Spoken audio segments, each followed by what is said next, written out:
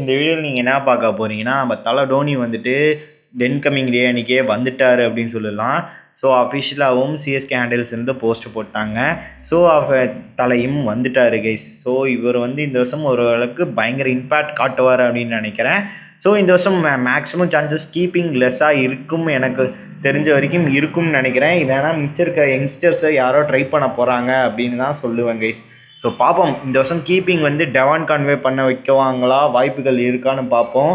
ஏன்னா தலை வந்து ஒரு இம்பேக்ட் பிளேயராக தான் இந்த வருஷம் ஃபுல்லாக ஆடுவார் அது மாதிரி நினைக்கிறேன்.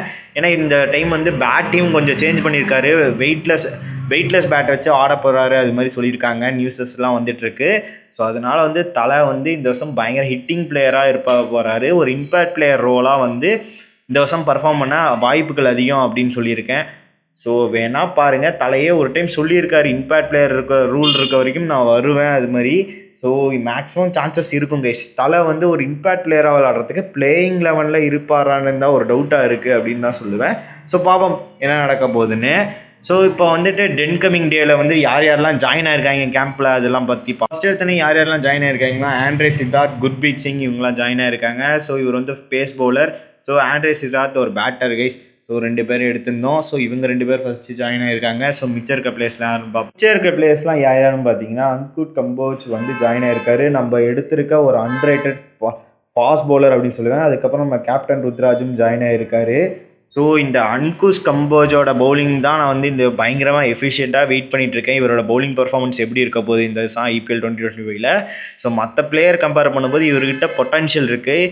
ஸோ பாப்போம் இந்த வருஷம் எப்படி கலக்க போகிறாருன்னு. நம்ம கேப்டன் ருத்ராஜும் ஜாயின் பண்ணியிருந்தார்.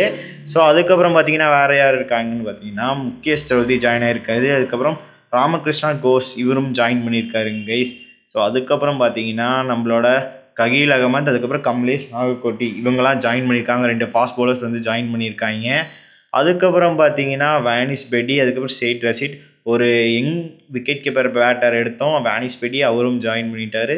செயிட் ரஷீத் போன வருஷத்துலேருந்து நம்ம கேம்பெயின் கூட வந்து ஜாயின் ஆகி வந்துட்டுருக்காரு. ஸோ அவரும் இருக்கார், ஒரு நல்ல இது. ஸோ இவங்கெல்லாம் வந்திருக்காங்க. ஸோ மிச்சம் இருக்க பிளேயர்ஸ்லாம் வர ஜாயின் ஆவாங்க. ஓவர்சீஸ் பிளேயர்ஸ்லாம் இப்போ சாம்பியன்ஷிப் முடித்தோடனே மேக்ஸிமம் வந்து ஜாயின் ஆவாங்க.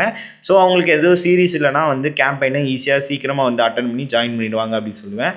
ஸோ பாவம் யாரெல்லாம் சீக்கிரமாக வராங்க இல்லைன்னு. ஸோ அவ்வளோதான் கைஸ். இந்த வீடியோ பிடிச்சிருந்தா உங்கள் ஃப்ரெண்ட்ஸ் அண்ட் ஃபேமிலிக்கு ஷேர் பண்ணுங்கள். ஸோ இது போல் மேலும் வீடியோ வேணால்